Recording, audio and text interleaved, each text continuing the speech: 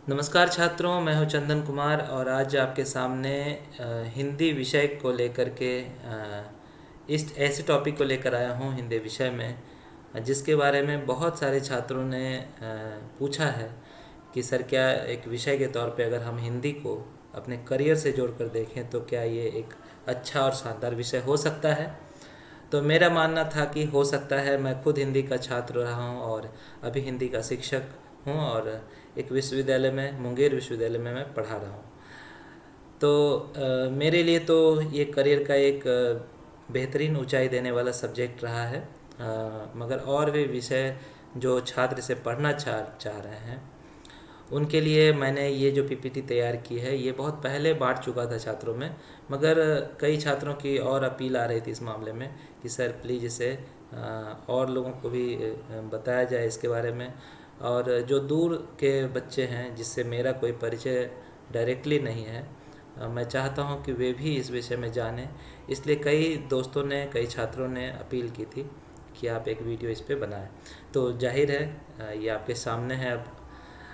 तो हिंदी विषय को जब हम पढ़ते हैं बीए में, इंटर के बाद जब आप बीए में एडमिशन लेते हैं तो पहली बार आपके सामने कई सारे विषय आते हैं जिसके लिए कि लोग काउंसलिंग करते हैं कि कौन से विषय अच्छे हैं और कौन से अंकदायी हैं या किस में करियर की बहुत सारी संभावनाएं हैं। तो मेरे लिए एक विषय के तौर पे हिंदी बेहतरीन विषय है जिसमें करियर की काफ़ी संभावनाएं हैं। अगर आप अन्य विषयों की तरह इसमें भी मन लगा कर पढ़ते हैं तो निश्चय ही आपको काफ़ी चीज़ें समझ में आएगी। तो जाहिर है, आइए इसको देखते हैं।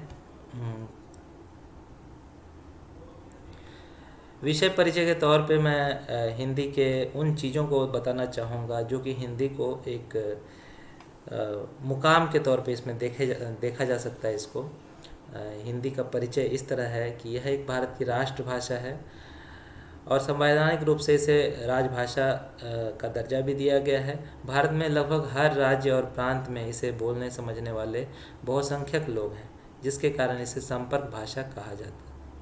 तो संपर्क भाषा भी हम जब कहते हैं, संपर्क का मतलब ये है कि हम भारत में जब भी किसी राज्य में जाते हैं तो आप देखेंगे कि चाहे वो किसी भी बोली को बोलने वाला हो, किसी भी क्षेत्रीय भाषा को बोलने वाला हो, मगर हिंदी में वो संपर्क कर सकता है एक दूसरे से, इसलिए संपर्क भाषा हम इसको कहते हैं। दुनिया भर में चीन की भाषा मैंडारिन और अंग्रेजी के बाद हिंदी तीसरी सबसे अधिक बोली जाने वाली भाषा है। इसमें करियर की असीम संभावना है। हिंदी और उसकी सहयोगी भाषा भोजपुरी दुनिया की कई देशों में बोली जाती है। Fiji, Mauritius, Suriname, Nepal, Pakistan, Uganda, त्रिनिडाद Tobago, Sri Lanka, south Africa आदि देशों में हिंदी बोलने वाले बहुसंख्यक लोग हैं। अगर हिंदी की भाषा के तौर पे अगर हम भोजपुरी को देखें, क्योंकि भोजपुरी के बहुत सारे शब्द भंडार हिंदी में भी हैं और ये एक दूसरे की पूरक भाषाएं कही जा सकती है, तो हम देखें तो मैंडारिन और चीन की भाषा जो मैंडारिन है और उसके बाद अंग्रेजी है, इसके इन दोनों से बड़ी भाषाएं हो जाती है हिंदी। तो इसलिए बहुत ही एक शानदार विषय है अगर आप इसमें करियर बनाते हैं तो। हिंदी साहित्य का हिंदी साहित्य का जो आरंभ है 8वीं शताब्दी से माना जाता है, पर इसकी भाषिक परंपरा पूर्ववर्ती भाषाओं और बोलियों से भी जुड़ी हुई है। अगर आप प्राकृत में जाएंगे, पाली में जाएंगे, संस्कृत साहित्य का अध्ययन करेंगे, अभ्रंश साहित्य का अध्ययन करेंगे तो एक परंपरा बनी हुई है भाषा की, जिसको कि हिंदी अपने साथ लेके आगे बढ़ रही है। संस्कृति में इसका भी अवशेष मौजूद है, जिसको हिंदी ने एक क्रमिक रफ्तार देने की कोशिश की है। हिंदी के भाषा और साहित्य का इतिहास आदिकाल, मध्यकाल में दो चीज़ें हैं, भक्तिकाल और रीतिकाल, और आधुनिक काल से होते हुए उत्तरोत्तर विकासगामी है, जो अपने समय के संपूर्ण दस्तावेज को समेटे हुए है। हिंदी साहित्य का अध्ययन इसलिए महत्वपूर्ण है क्योंकि एक विषय के रूप में यह हमें अपनी सामाजिक, सांस्कृतिक, ऐतिहासिक विरासतों से जोड़ता है। गद्य पद्य की विविध शैलियों से परिचय कराकर यह विषय हमें सृजनशील बनाता है। हिंदी साहित्य की शाखाएं हैं। मैं आपको एक बात बताऊं कि शाखाएं बहुत सारे विषयों की है और ये शाखाएं जब आप पढ़ते हैं एक साहित्य के विषय को, तब आपको ऐसा नज़र आएगा कि बहुत सारी शाखाएं हैं जिस पे कि अलग से काम करने की ज़रूरत है। इससे बहुत लिंक्ड नहीं कही जा सकती है, या लिंक्ड होते हुए भी हम एक परिचयात्मक चीज़ें तो हम पढ़ लेते हैं, मगर बहुत ज़्यादा उस पर एक अलग से भी काम हो सकता है, उससे अलग से भी हम उस पर करियर बना सकते हैं, जो कि साहित्य से जुड़ी हुई चीज़ें हैं उसमें है महत्वपूर्ण। एक तुलनात्मक भाषा विज्ञान है, अगर आप हिंदी पढ़ेंगे तो जाहिर है भाषा विज्ञान भी पढ़ेंगे। फिर है प्रयोजन मूलक हिंदी है।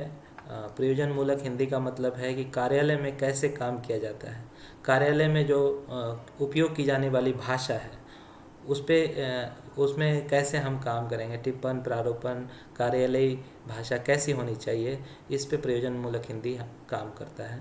मीडिया और जनसंचार की भाषा, हम मीडिया के बारे में भी पढ़ते हैं, एक पेपर के तौर पे हिंदी में पढ़ाई जाती है। हिंदी पत्रकारिता और मास कम्युनिकेशन एक कोरिलेटेड सब्जेक्ट है।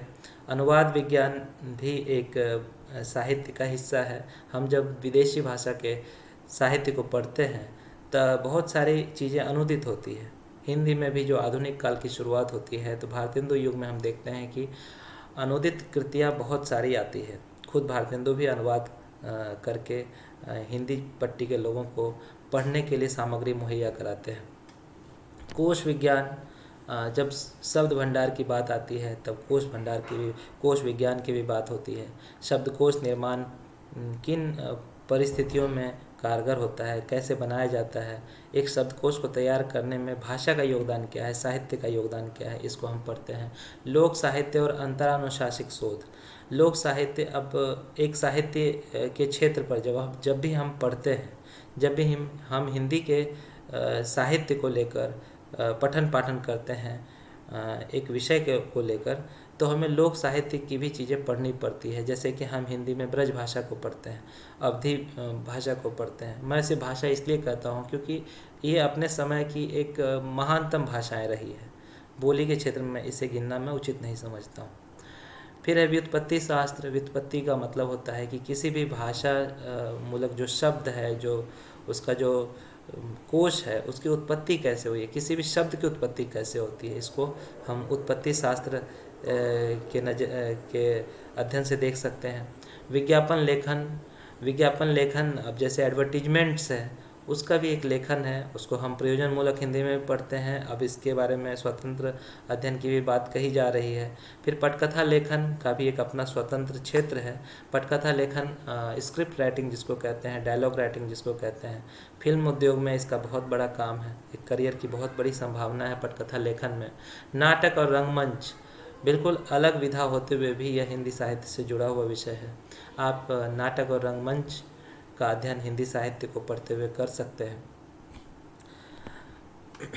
अब जब बात आती है कि हम बीए में जब हम एक विषय के तौर पर हिंदी को लेते हैं और पार्ट 1 में जब पढ़ते हैं 3 साल के बीए के पाठ्यक्रम में, या आगे जब भी इसका विस्तार हो 4 साल का हो, तो उसमें हिंदी के जो उपांगों का हम अध्ययन करते हैं वे कुछ इस तरह से हैं। जैसे बीए पार्ट 1 में हम एक काव्यशास्त्र, पहला पेपर जो होता है हमारा काव्यशास्त्र और आलोचना का होता है फिलहाल अभी, जो 100 नंबर का होता है।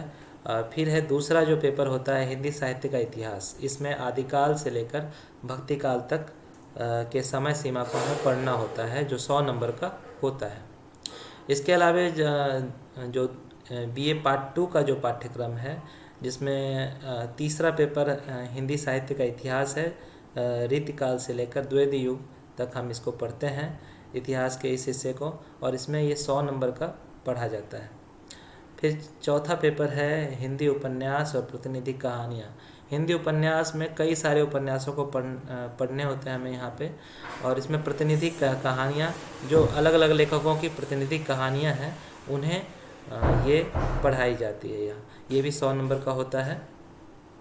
फिर अगला है जब हम 3rd ईयर में आते हैं, तो 3rd ईयर में आते हैं तब 4 पेपर होते हैं इसमें, जिसमें 5th पेपर में हिंदी साहित्य का इतिहास। अब छायावाद से अद्यतन, मतलब छायावाद से 1916 या 20 से लेकर के अद्यतन जो सामग्री है इतिहास की वो हम पढ़ते हैं, आधुनिक काल तक की चीज़ें पढ़ते हैं। फिर है इसमें भाषा विज्ञान भी एक अध्याय के तौर पे शामिल होता है, और ये कुल मिला के 5 पेपर 100 नंबर का होता है। आधुनिक हिंदी काव्य फिर छठा पेपर है, जिसमें कि छायावाद और उत्तर छायावाद को हम देखते हैं। ये भी 100 नंबर का पत्र है। पत्र फिर 7वां है आधुनिक नाटक और एकांकी, हिंदी निबंध एवं अन्य गद्य हैं। ये 100 नंबर के पत्र हैं। फिर 8वां पत्र जो है, इसमें 4 पत्र होते हैं। इसमें से कोई एक पत्र छात्र लेकर रख सकते हैं अपने पास, जिसमें कि पहला पेपर है एक हिंदी भाषा का स्वरूप। फिर दूसरा पत्र है संचार माध्यम लेखन, राजभाषा प्रशिक्षण, और चौथा पत्र है प्रयोजनमूलक हिंदी। इनमें से कोई एक पत्र लेकर, जिसमें स्पेशलाइजेशन इसको हम कहते हैं, वो 100 नंबर का पत्र होता है। इसे पढ़कर बच्चे अपने बीए के पाठ्यक्रम को पूरा करते हैं। इसके अलावे जो है बीए के स्तर पर हिंदी विषय में ऑनर्स के अतिरिक्त कुछ छात्र ऐसे हैं कि जो सब्सिडरी के तौर पे हिंदी को पढ़ते हैं, और सब्सिडरी में कोई भी विषय ऑनर्स रखा जा सकता है, जिसमें कि एक वैकल्पिक विषय के तौर पर हिंदी का पठन पाठन किया जाता है। अब जो छात्र बीए करके अगर आगे बढ़ते हैं, एमए में जाते हैं, तो वे स्नातकोत्तर वे हिंदी साहित्य से पीजी करने के लिए 2 वर्ष का पाठ्यक्रम है। इसमें प्रथम वर्ष इसमें पूर्वार्ध कहलाता है, जिसमें 8 पत्र पढ़ने होते हैं, जिसमें प्रत्येक पत्र 100 अंक के होते हैं। द्वितीय वर्ष को उत्तरार्ध हम कहते हैं, और यहाँ भी प्रत्येक दूसरे वर्ष में, अगले दूसरे वर्ष में 8 पत्र पढ़ने होते हैं, जिसमें प्रत्येक प्रश्न पत्र जो प्रत्येक पेपर जो होता है 100 नंबर का होता है। कुल 1600 अंकों की परीक्षा होती है एमए में। फिर इसके अलावे जब छात्र एमए की परीक्षा पास करते हैं, या एमए के दौरान भी जो चाहेंगे कि हम यूजीसी नेट की परीक्षा की तैयारी करें, तो वे इस आधार पर ही, एमए के पाठ्यक्रम के आधार पर ही नेट की परीक्षा की तैयारी करते हैं। अभी जब बात आती है कि हिंदी साहित्य में करियर की क्या संभावनाएं हैं, तो हिंदी साहित्य में करियर की असीम संभावनाएं हैं।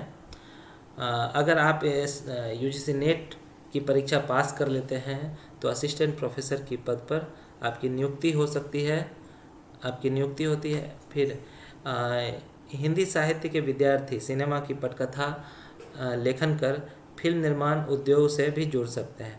आज ओटीटी प्लेटफॉर्मों के विकास के बाद स्क्रीन राइटिंग के क्षेत्र में भी बहुत अधिक संभावनाएं हैं।